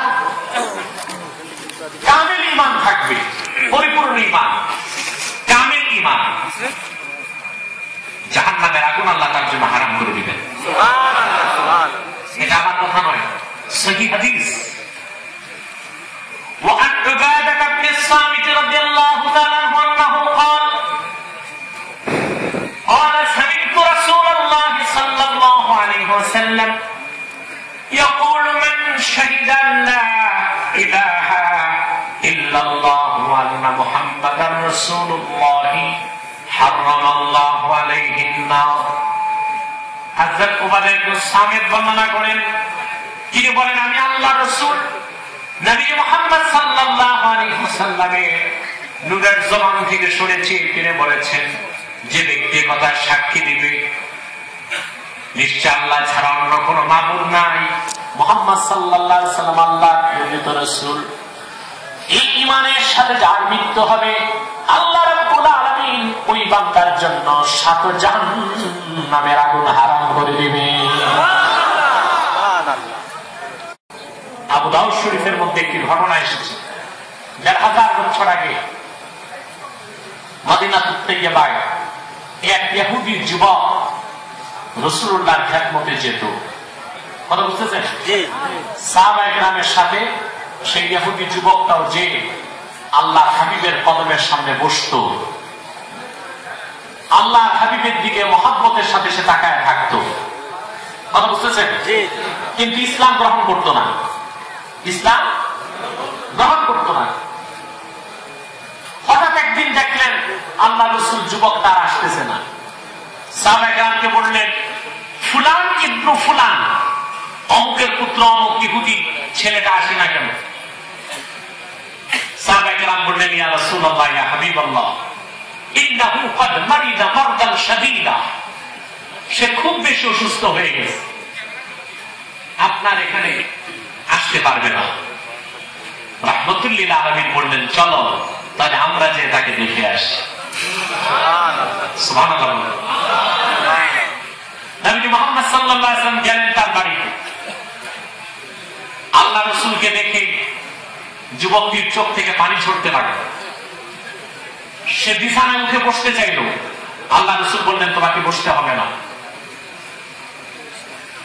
সুনানে আবি দাউদ সাক্ষী, রাসূল কারীম সাল্লাল্লাহু আলাইহি ওয়াসাল্লাম যুবকটিকে শুধু বললেন, তুমি দীর্ঘ সময়, বহুদিন, অনেক দিন তুমি আমার খেদমতে তুমি উপস্থিত হয়েছ, আমার কথা শুনেছ, আমাকে তুমি মহব্বত করেছ, কিন্তু কাবার মালিক আল্লাহর কসম করে বলছি, কাল কিয়ামতের দিন আমি রাসূল তোমার কোনো উপকার করতে পারবো না। হুজুর তাকে বুঝালেন যে সে ঈমান আনে নাই, আর ঈমান না আনার কারণে রাসূল কারীম সাল্লাল্লাহু আলাইহি ওয়াসাল্লাম তার জন্য শাফাআত করবেন না, আল্লাহ রাসূল তার জন্য শাফাআত করবেন না। কথা বুঝতেছেন? জি। যুবকটি তার বাপ ইহুদির সামনে দাঁড়ানো, সে একবার তার বাবার দিকে তাকায়, একবার আকাশের দিকে তাকায়, আরেকবার রাসূলুল্লাহ নূরের চেহারার দিকে তাকায়। ঈমান আনবে কি আনবে না? ইহুদি যুবকটির বাপ তাকে ডাক দিয়ে বলল, হে আমার কলিজার টুকরা সন্তান, আমি বুঝতে পারছি কিছুক্ষণ পর এই পৃথিবীতে তুমি আর থাকতে পারবা না, মৃত্যু তোমাকে আলিঙ্গন করবে। লা তালতাফিত ইলাইয়া আতি আবুল কাসেম, আমার দিকে তুমি তাকায়ও না, বিনা প্রশ্নে তুমি আবুল কাসেম মুহাম্মদ সাল্লাল্লাহু আলাইহি ওয়াসাল্লামের আনুগত্য স্বীকার করে নাও। যুবকটি বলল, হাতি ইয়াদাক ইয়া রাসূলুল্লাহ, হুজুর আপনার নূরের হাতটা বাড়ায় দেন, উবাইউ, সেই হাতে হাত রেখে আমি এখন মুসলমান হয়ে যাব। আল্লাহ রাসূল ওনার দস্ত মুবারক বাড়ায় দিলেন। যুবকটি সেই হাতে হাত রেখে পড়ে নিল, আশহাদু আল্লা ইলাহা ইল্লাল্লাহ ওয়া আশহাদু আন্না মুহাম্মাদান আবদুহু ওয়া রাসূলুহু সাল্লাল্লাহু আলাইহি ওয়াসাল্লাম মুসলমান হয়ে গেল। সুবহানাল্লাহ বলবেন না? নবী মুহাম্মদ সাল্লাল্লাহু আলাইহি ওয়াসাল্লাম সাহাবায়ে কেরামকে নিয়ে মদিনাতুত তাইয়্যিবায় চলে মসজিদ নববীতে ফিরলেন। কিছুক্ষণ পরে শুনলেন এই মাত্র ঈমান আনলো যে যুবক, সে ইন্তেকাল করেছে।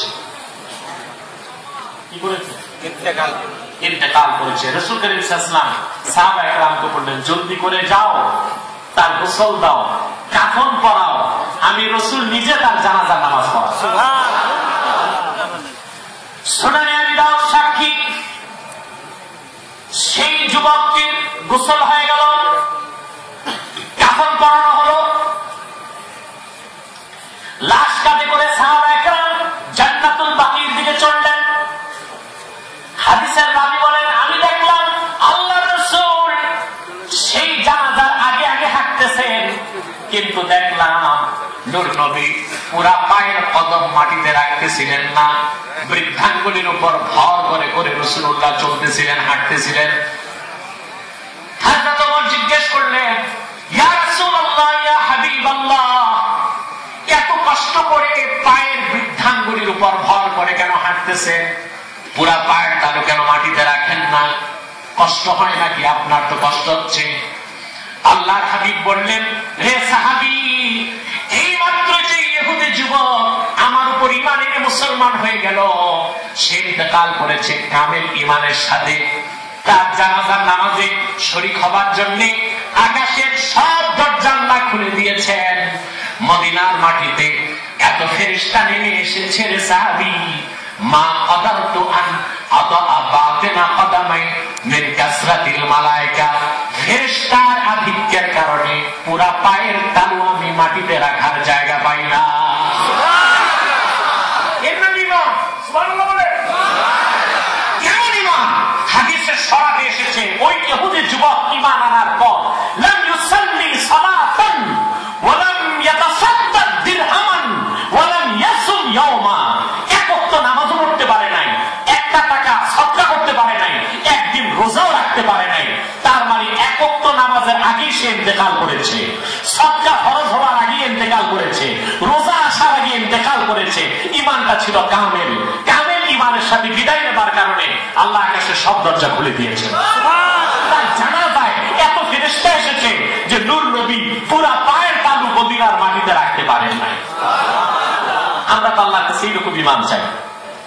কথা বলেন, চান কিনা? চান কিনা? তাহলে আল্লাহ চারটা জিনিস আমাদেরকে দিয়েছেন। প্রথম হচ্ছে কি? ইমান। প্রথম কি? মনে রাখবেন, আল্লাহ যাকে ইমান দিয়ে মুহাম্মদ সাল্লাল্লাহু আলাইহি ওয়াসাল্লামের উম্মত বানায় দিয়েছে, সে ইহকালও সফল, পরকালও সফল। দুনিয়াতেও তার ক্ষতি নাই, আখিরাতেও তার ক্ষতি নাই। ঠিক কিনা বলেন? মৃত্যু হবে ইমানের সাথে, কবর হবে জান্নাতের টুকরা। পুলসিরাতের সামনে ওয়েটিং লিস্টে দাঁড়ায় থাকতে হবে না। মৃত্যুর গতিতে পুলসিরাত পার হবে, জান্নাতুল ফেরদাউস হবে তার বাড়ি। বলেন সুবহানাল্লাহ। প্রথম হচ্ছে ইমান। প্রথম কি? প্রথম হচ্ছে ইমান। যার ইমান আছে সেই সফল, যার ইমান নাই সে কি? ব্যর্থ। সে কি? যারা বলেন আমরা তো সফলতা বুঝি না।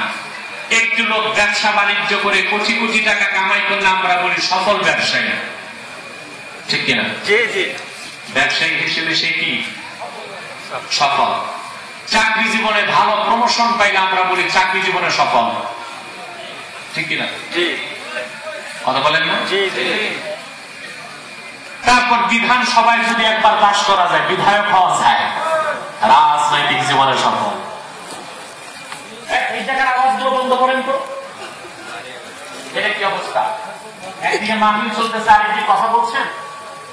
হয় বসেন, হয় বাড়ি যান। বিধানসভায় পাশ করলে আমরা কি বলি? রাজনৈতিক ভাবে সফল। এই একটাও কি সফলতা? কথা বলেন। আল্লাহ রাব্বুল আলামিন কোরআনে কাকে সফল বলেছেন? আল্লাহ কোরআনে বলেন, ক্বাদ আফলাহাল মুমিনুনাল্লাযীনা হুম ফি সালাতিহিম খাশিউন। নিশ্চিত সফলতা লাভ করেছে মুমিনগণ। বলেন সুবহানাল্লাহ। আল্লাহ কাকে সফল বলছেন? অন্যায় আল্লাহ বলেন, ক্বাদ আফলাহা মান তাযাক্কা ওয়া যাকারা ইসমা রাব্বিহি ফাসাল্লা।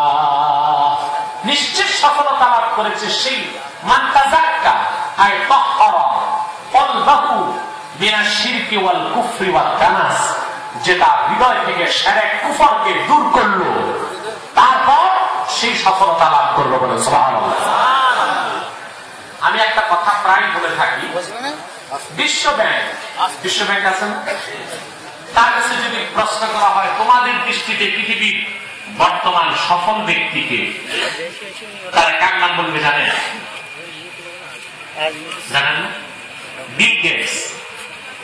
কার নাম বলবে?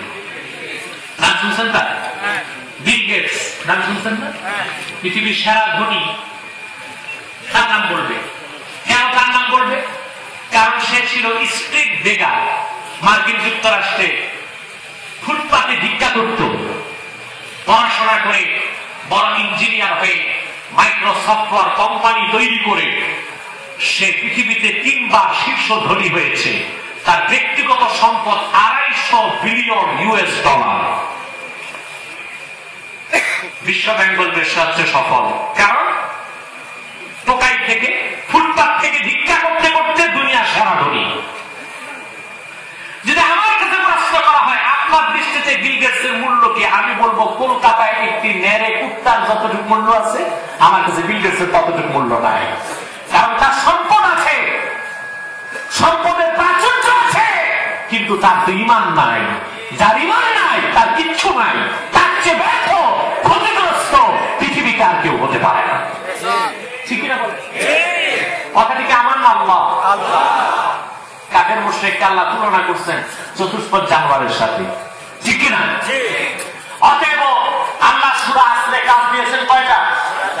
জনগণ কয়টা? তার প্রথম হলো ঈমান। প্রথম কি? ঈমান। এখন প্রশ্ন হচ্ছে ঈমান কি জিনিস? ঈমানের সংজ্ঞা কি? প্রশ্ন আসে না? কথা বলে। এই ক্ষেত্রে ইমাম বুখারীর একটা সংজ্ঞা, শাফি, মালিক, আহমদ বিন হাম্বলের ব্যাখ্যা। ইমাম আযম আবু হানিফা। এত সংজ্ঞা দিতে গেলে সারা রাত পার হয়ে যাবে। আমি ইমানের ক্ষেত্রে দুইটা সংজ্ঞা দিব। কয়টা? একটা হচ্ছে আমাদের ইমাম আযমের সংজ্ঞা, আরেকটা হচ্ছে আমার নিজের সংজ্ঞা। তবে আমার নিজের সংজ্ঞাটাও নিজের বানানো না, কোরআন হাদিস থেকে নেওয়া। বলবো? ইমাম আযম আবু হানিফা রাহমাতুল্লাহি আলাইহি ইমানের ডেফিনেশন, ইমানের ইন্ট্রোডাকশন, ইমানের সংজ্ঞা দিতে যে বলেন ইমান কি জিনিস, তিনি বলেন আল ঈমানু হুয়া তাসদীকু মুজাররাদিন নবী মুহাম্মদ সাল্লাল্লাহু আলাইহি ওয়াসাল্লাম। শুধু নবীজি মুহাম্মদ সাল্লাল্লাহু আলাইহি ওয়াসাল্লামকে বিশ্বাস করার নামই হলো ঈমান। সুবহানাল্লাহ। সুবহানাল্লাহর আওয়াজটা বড় করা দরকার।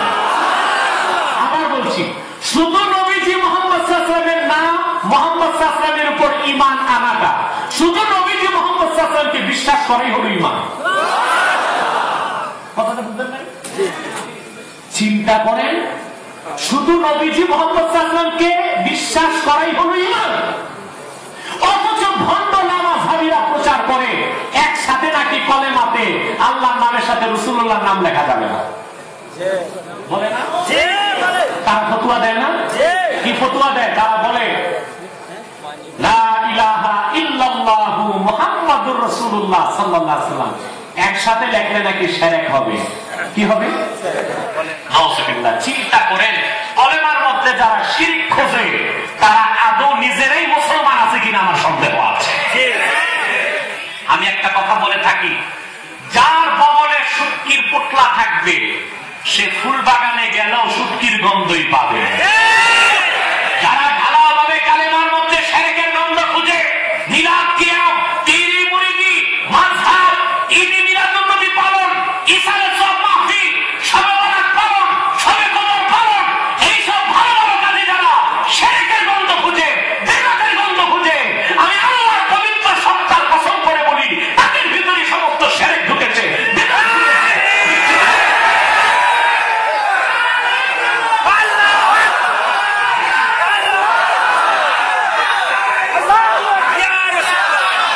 কত বড় বেয়াদব! বলে আল্লাহর নামের সাথে রাসূলুল্লাহর নাম লিখলে নাকি শিরক হবে। অথচ জাহেলেরা জানে না আদম সৃষ্টির 1000 বছর আগে আল্লাহ আরশে আজিমে তার নামের সাথে তার হাবিবের নাম লিখে দিয়েছে।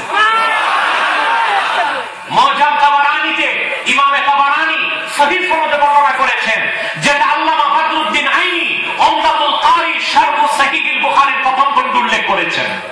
বদরুদ্দিন আইনি লেখেন, ইন্না আদামা রাআ ইসমা মুহাম্মাদিন সাল্লাল্লাহু আলাইহি ওয়াসাল্লাম মাকতুবান ফিল আরশ। হযরত আদম যখন সাজদা থেকে মাথা তুললো, মাথা তুলেই দেখে আল্লাহর আরশে নূরের অক্ষরে আল্লাহর নামের সাথে নবী মুহাম্মদ সাল্লাল্লাহু আলাইহি ওয়াসাল্লামের নাম লেখা আছে। ওরা কি বলবে? আল্লাহ শিরক করছেন। নাউযুবিল্লাহ বলবেন না? নাউযুবিল্লাহ বলবেন না? ফতোয়া কি দেয় চিন্তা করে দেখেন। তাহলে ঈমান কি জিনিস? মুজাররাদু তাসদীকিন নবী মুহাম্মদ। সুবহানাল্লাহ। শুধু নবীজি মুহাম্মদ সাল্লাল্লাহু আলাইহি ওয়াসাল্লামের রিসালাতকে বিশ্বাস করাই ঈমান। কারণ যে ব্যক্তি মুহাম্মদ সাল্লাল্লাহু আলাইহি ওয়াসাল্লামের উপর ঈমান আনলো, সে কোরআনকে বিশ্বাস করলো, যে কোরআনকে বিশ্বাস করলো সে আল্লাহকে বিশ্বাস করলো, আখিরাতকে বিশ্বাস করলো, জান্নাতকে বিশ্বাস করলো, জাহান্নামকে বিশ্বাস করলো, কাউসারকে বিশ্বাস করলো, ফেরেশতাকে বিশ্বাস করলো, মিজানের পাল্লাকে বিশ্বাস করলো, সব কিছুকে বিশ্বাস করলো। ঠিক না? প্রিয় সুধী, এটা হচ্ছে, এটার পুরা সংজ্ঞাটা হচ্ছে আল ঈমানু। ঈমান হচ্ছে হুয়া তাসদীকু মুজাররাদিন নবী মুহাম্মদ সাল্লাল্লাহু আলাইহি ওয়াসাল্লাম বিমা জাআ বিহি মুহাম্মাদুন সাল্লাল্লাহু আলাইহি ওয়াসাল্লাম উলিমা যারুরাতান। সুবহানাল্লাহ।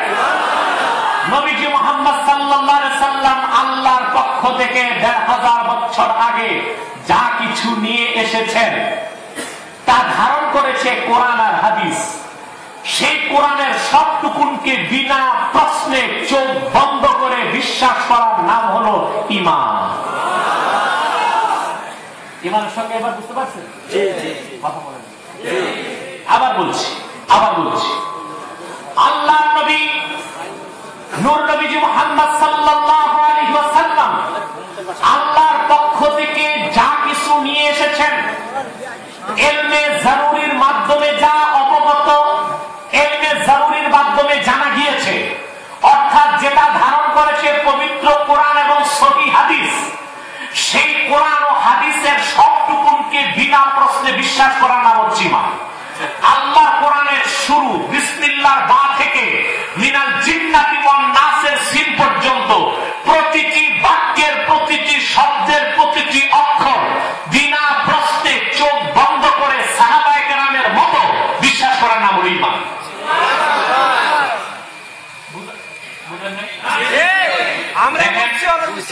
বুঝছেন? মাশাআল্লাহ, আরো বুঝা বাকি আছে। সব একবারে বুঝে গেলে তো ওয়াজ একেবারে শেষ। প্রিয় সুধী, এখন আসেন, খুব মনোযোগ দেন। আপনারা দুইটা নাম একসাথে শুনে, ঈমান, আকীদা। এখন ঈমান তো বুঝলেন, আকীদা কি? কথা বলেন, ব্যাখ্যা করছি। কোরআনের উপর আমি ঈমান আনলাম। আচ্ছা, কিছুক্ষণ পর পর হুজুরেরা উঠে আর নামে কেন? ওনাকে ভাত খেতে যায়,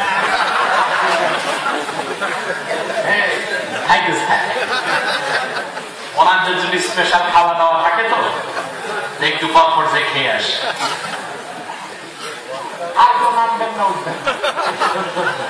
আমি আর আছি ঘন্টা খানি, কারণ কালকে সকালের ফ্লাইটে আমি আবার ইউপি চলে যাব, জোনপুর। আর আপনারা মনে বিরক্ত হচ্ছেন, দাম কত বেশি হয়ে গেছে। বাংলাদেশে আমরা প্রধান অতিথি হিসেবে রাত 10টায় বসে যাই, 12টায় মুনাজাত করি, আর এখানে মুনাজাতের টাইমে বসছি। এমনিতে আমার কোনো কষ্ট হচ্ছে না, আমি আপনাদের কষ্টটা চিন্তা করতেছি।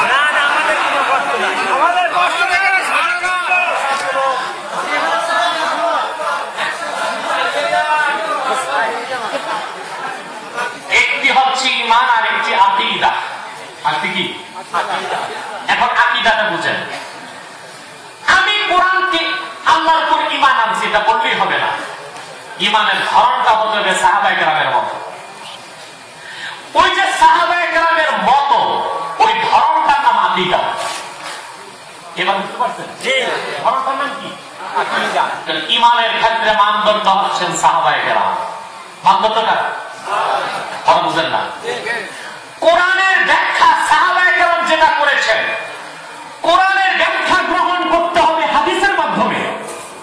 আপনি যদি বলেন আমি হাদিস দরকার নাই, শুধু কোরআন থেকে কোরআন বুঝবো, তাহলে আপনি হয় কাফের হবেন, নয় মুশরিক হবেন, নয় নাস্তিক হবেন। কারণ হাদিসকে বাদ দিলে ইসলামের অস্তিত্ব থাকবে না। থাকবে? আচ্ছা বলেন তো, নামাজের কথা কোরআনে কতবার এসেছে সরাসরি? 82 বার।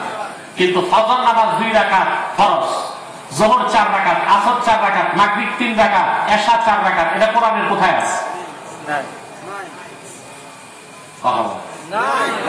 কোরআন শরীফের কোথাও নাই, এটা আছে সহিহ হাদিসে। কোথায় আছে?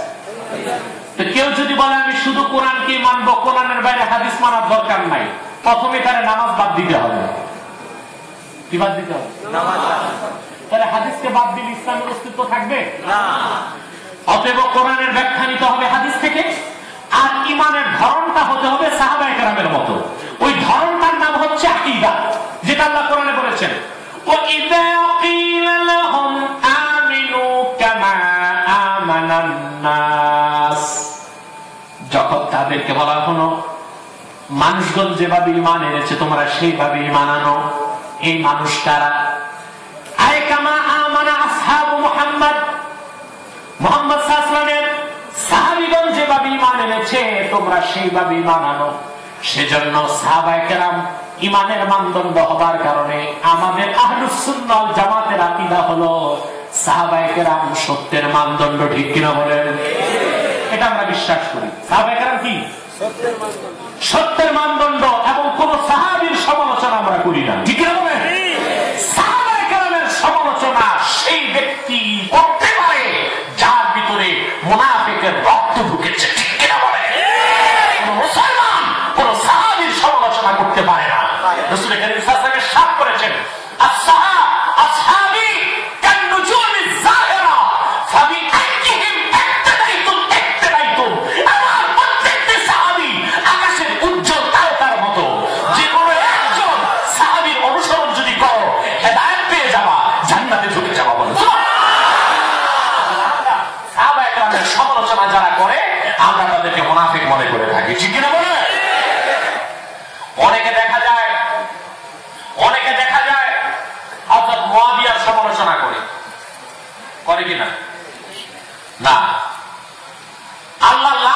বর্ষিত হোক এজিদের উপর, পাপিষ্ঠ এজিদ, আল্লাহ লানত বর্ষিত হোক তার উপর। কিন্তু হযরত মুআবিয়ার ক্ষেত্রে আমাদের কোনো প্রশ্ন চলবে না, নিঃসন্দেহে তিনি সমালোচনার ঊর্ধ্বে। ঠিক কিনা বলেন? ঊর্ধ্বে কিনা বলেন? অতএব ধরনটা হতে হবে ইমানের কাদের মতো?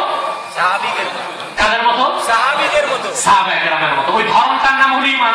যেমন কেউ যদি বলে আমি আল্লাহর উপর ইমান এনেছি, এটা বললেই হবে না। আল্লাহর উপর, আল্লাহর ব্যাপারে ধারণাটা থাকতে হবে সাহাবায়ে কেরামের মতো। ওই ধারণাটার নাম হচ্ছে আকীদা। যেমন আমাদের আহলুস সুন্নাহ ওয়াল জামাতের ঈমান হচ্ছে আল্লাহর উপর আল্লাহ দেহ থেকে পবিত্র, আল্লাহ নিরাকার। আর যারা আহলে হাদিস লামাযহাবী তারা বলে আল্লাহর দেহ আছে, আকার আছে। শুধু তাই নয়, তাদের বড় নেতা জাকির নায়েক সে বলেছে আল্লাহর শুধু আকার আছে তাই না, এমনও হতে পারে যে আল্লাহর 10 আঙ্গুল আছে। এখন বলেন আপনারা, যদি বলা হয় আল্লাহর আকার আছে তাহলে শিরক হবে কি হবে না? কথা বলেন। আমার আল্লাহ দেহ থেকে পবিত্র, তিনি নিরাকার, পরিষ্কার তিনি কোরআন শরীফে বলেছেন। আল্লাহ রাব্বুল আলামিন কোরআন কারীমে ইরশাদ করেছেন হামিম তানজিলুল কিতাবি মিনাল্লাহিল আজিজিল আলীম। আল্লাহ নিজের একটা নাম উচ্চারণ করেছেন আজিজ। কি নাম? যারা বলেন আজিজ। আজিজ অর্থ কি? সুবহানাল্লাহ। আল্লাযী লা ইউজাদু লাহু মিসলুন, আকাশ জমিনে যার কোনো মেসাল নাই, দৃষ্টান্ত নাই, তাকে বলা হয় আজিজ। এই আয়াতের ব্যাখ্যায় আল্লামা ইমামে ফখরুদ্দিন রাজি তাফসীরুল কবীরের মধ্যে লিখেছেন قد اجمع العلماء من امه الله عز وجل منزه من الجسم। উম্মতে মুহাম্মাদের সকল আলেম একমত, আমার আল্লাহ দেহ থেকে পবিত্র, নিরাকার। এটাই ছিল সাহাবায়ে কেরামের আকীদা। অথচ এই লামাযহাবীরা এরাই হচ্ছে আসল ওহাবী। আমরা কিন্তু আসল ওহাবীও চিনি না, আসল সুন্নিও চিনি না। ঠিক কিনা বলে? ওহাবী চিনি না আমরা, সুন্নিও চিনি না। আসল ওহাবী কারা? যারা লামাযহাবী, যারা আহলে হাদিস, তারাই হচ্ছে খাঁটি ওহাবী। কারণ তারা ইবনু আব্দুল ওয়াহ্হাব নজদির অনুসারী। ঠিক কিনা বলে? আর ইবনু আব্দুল ওয়াহ্হাব নজদির ব্যাপারে হাদিসে এসেছে সে শয়তানের শিং। সে কি? বুখারীতে এসেছে শাম দেশের লোকেরা ১৫০০ বছর আগে রাসূলুল্লাহর কাছে দোয়া চেয়েছেন, ইয়া রাসূলুল্লাহ সাল্লাল্লাহু আলাইহি ওয়াসাল্লাম শাম দেশের জন্য দোয়া করেন। আল্লাহ নবী বলেছেন, দোয়া করেছেন আল্লাহুম্মা বারিক লানা ফি শামিনা। ইয়ামানের লোক বলেছেন হুজুর ইয়ামানের জন্য দোয়া করেন। আল্লাহ রাসূল দোয়া করেছেন আল্লাহুম্মা বারিক লানা ফি ইয়ামানিনা। নজদের লোক বলেছে হুজুর নজদের জন্য দোয়া করেন। হুজুর দোয়া করেন নাই। হুজুর বলেছেন ইয়াতলাউ কারনুশ শায়তানি বিনান নাজদি, নজদ থেকে শয়তানের শিং বের হবে। দারুল উলুম দেওবন্দের শ্রেষ্ঠ মুহাদ্দিস আল্লামা সৈয়দ মুহাম্মদ আনওয়ার কাশ্মীরি রাহমাতুল্লাহি আলাইহি ফয়জুল বারীর মধ্যে লিখেছেন এই শয়তানের শিং হচ্ছে ইবনু আব্দুল ওয়াহ্হাব নজদি। তার অনুসারীরাই ওয়াহাবী, আর তাদেরই বর্তমান নাম আহলে হাদিস বা সালাফি। আহলে হাদিসদের সাথে আমাদের দ্বন্দ্ব আমলের নয়, আকীদার দ্বন্দ্ব। আমরা মনে করি তাদের সাথে আমাদের দ্বন্দ্ব কি? আমরা তারাবি পড়ি 20 রাকাত, তারা পড়ে 8 রাকাত। ঠিক না? আমরা বুকের উপর হাত বাঁধি না, তারা বুকের উপর বাঁধে। আমরা রফিয়া দেন করি না, তারা করে। আমি বলি এটা কোনো পার্থক্যই না। মূলত তাদের সাথে আমাদের মূল পার্থক্য আকীদা। কিসের পার্থক্য? জানেন কিসের পার্থক্য? যেমন তাদের বিশ্বাস আল্লাহর আকার আছে, আমরা বলি যে বলবে আল্লাহর আকার আছে সে মুশরিক, কারণ আল্লাহ দেহ থেকে পবিত্র। আল্লাহর আকার আছে এই কথা বললে কত বড় শিরক হয় এটা কি জানতে চান আপনারা? কথা বলে না, জানতে চান? আল্লাহ তাআলা কোরআন শরীফে ইরশাদ করেছেন সুম্মা ইসতাওয়া আলাল আরশ, আল্লাহ আরশে আজিমে সমাসীন। ঠিক না? আল্লাহ আরশে আজিমে সমাসীন হয়েছে। ঠিক না? আর সূরা মুমিনের আরেক জায়গায় আল্লাহ বলেছেন আল্লাযীনা ইয়াহমিলুনাল আরশা ওয়া মান হাওলাহু, আর যারা আল্লাহর আরশকে বহন করছে এবং আরশের চারপাশে যারা আছে কোরআনের আয়াত, একটা আয়াত থেকে আমরা জানলাম আল্লাহ আরশে আজিমে সমাসীন, ঠিক না? আরেক আয়াত থেকে জানলাম আল্লাহর আরশকে বহন করা হচ্ছে, ঠিক না? আরেক আয়াতে আল্লাহ বলেছেন বহন করতেছে মাত্র মাত্র মাত্র 8 জন ফেরেশতা। এখন যদি আমাদের আকীদা হয় আল্লাহর আকার আছে, আমাদের মতো দেহ আছে, তাহলে তো এটাই বলতে হবে যে আল্লাহ দেহ নিয়ে আরশে আজিমে আছেন, আর পুরা আল্লাহকে বহন করতেছে আরশ সহ মাত্র 8 জন ফেরেশতা। তাহলে শক্তি কার বেশি প্রমাণিত হবে, আল্লাহ না সম্মিলিত ভাবে 8 ফেরেশতা? কথা বুঝেন? এই যে আমি চেয়ারটাতে বসে আছি, আপনারা 2 জনে এসে চেয়ারটা উঠাতে পারবেন? কথা বলেন। পারবেন না, আমার ওজন বেশি। যদি 4 জন ধরেন উঠাতে পারবেন না? পারবেন। 4 জন মিলে যখন আমাকে উঠায় ফেলবেন তখন আমার শক্তি বেশি প্রমাণিত থাকবে না আপনাদের 4 জনের শক্তি? লামাযহাবীরা কিরকম মুশরিক দেখেন, তারা বলে আল্লাহর আকার আছে, দেহ আছে, অথচ কোরআন বলতেছে আল্লাহ আরশে আজিমে, আর আল্লাহর আরশকে বহন করতেছে 8 জন ফেরেশতা। তাহলে কি তারা কি এটাই বলতে চায় যে আল্লাহকে বহন করতেছে মাত্র 8 জন ফেরেশতা আরশ সহ? তাহলে আল্লাহর শক্তি বেশি প্রমাণ হয় না ফেরেশতার শক্তি বেশি প্রমাণ হয়? না, আল্লাহর আকার আছে এটা বলা যাবে না। আমাদের আকীদা হচ্ছে আরশ হচ্ছে আল্লাহর ক্ষমতার কেন্দ্রবিন্দু, ঠিক না? বলেন সৃষ্টির মধ্যে সর্বোচ্চ স্থান। তবে আল্লাহ নিজেও আরশের মুখাপেক্ষী নন, তিনি আরশের সমাসীন, এই বিশ্বাস আমাদের রাখতে হবে। তবে কিভাবে সেটা তিনি ভালো জানেন, কারণ তিনি দেহ থেকে পবিত্র। সুবহানাল্লাহ বলেন। আল্লাহ কোরআনে বলেছেন তার হাত আছে, এটা আমরা বিশ্বাস করি, তার পা আছে, এটা আমরা বিশ্বাস করি। তবে কি রকম হাত সেটা আমরা জানি না, তিনি ভালো জানেন, ঠিক না? বলেন। এই ক্ষেত্রে ইমাম আযম সুন্দর ব্যাখ্যা করেছেন। আল্লাহ শিক্ষা কিতাবের মধ্যে ইমাম আযম লেখেন ফালাহু ইয়াদুন লাইসা কাআইদিনা ওয়া লাহু রিজলুন লাইসা কাআরজুলিনা ওয়া লাহু ওয়াজহুন লাইসা কাউজুহিনা লাইসা কামিসলিহি শাই। আল্লাহর হাত আছে, আমাদের মতো হাত নয়। আল্লাহর পা আছে, আমাদের মতো পা নয়। আল্লাহর চেহারা আছে, আমাদের মতো চেহারা নয়। কামা ইয়ালিকু বিশানিহি, খোদার যেই রকম হাত থাকা দরকার ওই রকম হাতই আছে, সেটা তোমার আমার মতো হাত নয়। অতএব আল্লাহর উপর ঈমান আনছি বলতেই হবে না, ঈমানটা হতে হবে সাহাবায়ে কেরামের মতো, ঠিক কিনা বলেন? নবী মুহাম্মদ সাল্লাল্লাহু আলাইহি সাল্লামের উপর ঈমান আনতে হবে সেভাবে সাহাবায়ে কেরাম যেভাবে এনেছিলেন ১৫০০ বছর আগে, ঠিক কিনা বলেন? আল্লাহ রাসূলের শানে বেয়াদবি করবেন না। এই লামাযহাবী যারা তারা প্রচার করে মুহাম্মদ সাল্লাল্লাহু আলাইহি ওয়াসাল্লাম তো আমাদের বড় ভাইয়ের মতো,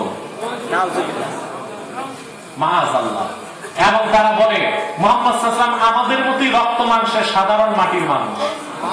এই কথা বলা কুফর। রাসূলুল্লাহর শানে সাধারণ শব্দ ব্যবহার করা কুফর। আল্লাহ রাসূলের কোনো কিছু সাধারণ ছিল না, সব অসাধারণ ছিল। রাসূলুল্লাহর চুলটাও ছিল অসাধারণ, সুবহানাল্লাহ বলেন। ওনার থুতু ছিল অসাধারণ, ওনার দম মুবারক ছিল অসাধারণ, ওনার পেশাব মুবারক ছিল অসাধারণ, ওনার ঘাম মুবারক ছিল অসাধারণ। অতএব রাসূলুল্লাহর শানে সাধারণ শব্দ ব্যবহার করা কুফরি ছাড়া আর কিছু হতে পারে না, ঠিক কিনা বলে? ঠিক কিনা বলে? আমরা বলি আল্লাহর রাসূলের মাথার তালু থেকে পায়ের তালু পর্যন্ত পুরাটাই নূর ছিল। সেজন্য হুজুরের একটা পরিচয় নূরে মুজাসসাম, সুবহানাল্লাহ বলেন। আল্লাহ রাসূলের জিসিম মোবারকে যে নূর ছিল এতে সন্দেহ আছে? না। আহলে সুন্নাত জামাতের সন্দেহ থাকতে পারে না। নবীজি মুহাম্মদ সাল্লাল্লাহু আলাইহি ওয়াসাল্লামের মাথার তালু থেকে পায়ের তালু পর্যন্ত পুরাটাই নূর ছিল। সেজন্য নবীজি মুহাম্মদ সাল্লাল্লাহু আলাইহি ওয়াসাল্লামের কোনো ছায়া ছিল না। এ ব্যাপারে সহিহ হাদিস আছে, আহলে হাদিসের বন্ধুরা নাকি খুঁজে পায় না, তলা খুঁজে পায় না, কয় তলাই নাই। বলো বুঝেন না? হাদিস খুঁজে পায় না, কই হাদিসই নাই। সহিহ হাদিস ইমাম বুখারীর দাদা উস্তাদ ইবনুর রাজ্জাক মুসান্নাফ ইবনে আব্দুর রাজ্জাকের হাদিস, যেটার একটা জুজ দুবাই থেকে প্রকাশ হয়েছে, আল জুজউল মাফকুদ মিন জুজইল আউয়াল মিনাল মুসান্নাফ, দুবাই ইসলামী বিশ্ববিদ্যালয় থেকে প্রকাশিত হয়েছে। যে হাদিসটি সংকলন করেছেন ইমাম বুখারীর দাদা উস্তাদ আব্দুর রাজ্জাক, সেখানে তিনি ইবনে আব্বাস থেকে সহিহ হাদিস এনেছেন। ওয়া আব্দুল্লাহ ইবনে আব্বাস রাদিয়াল্লাহু তাআলা আনহুমা লাম ইয়াকুন রাসূলিল্লাহি সাল্লাল্লাহু আলাইহি ওয়াসাল্লাম জিল্লুন ওয়া লাম ইয়াকুম মা'আশ শামসি কাত্তু ইল্লা গালাবা দাউহু দাউ'আশ শামস ওয়া লাম ইয়াকুম মা'আস সিরাজ কাত্তু ইল্লা গালাবা দাউহু দাউ'আস সিরাজ। সুবহানাল্লাহ বলে। আব্দুল্লাহ বিন আব্বাস বর্ণনা করেন নবীজি মুহাম্মদ সাল্লাল্লাহু আলাইহি ওয়াসাল্লামের কোনো ছায়াই ছিল না। সুবহানাল্লাহ বলে। মুহাম্মদ সাল্লাল্লাহু আলাইহি ওয়াসাল্লাম যখন সূর্যের আলোতে দাঁড়াতেন তো সূর্যের আলোর উপর নবীজির দেহের নূর প্রভাব বিস্তার করত।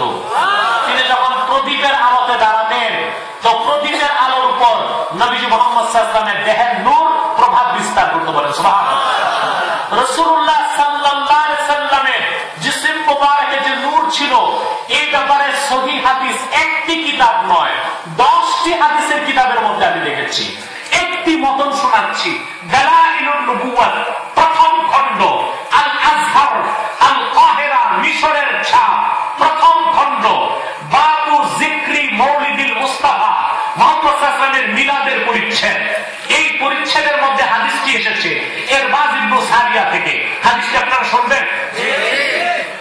وعن إرباز بن سارية رضي الله تعالى عنه أنه قال سمعت رسول الله صلى الله عليه وسلم يقول إني عبد الله وخاتم النبيين وإن آدم لمنجدر في طينته وفي آخر الحديث أن أم رسول الله صلى الله عليه وسلم رأت حين وضعته نورا أضاءت له قصور الشام।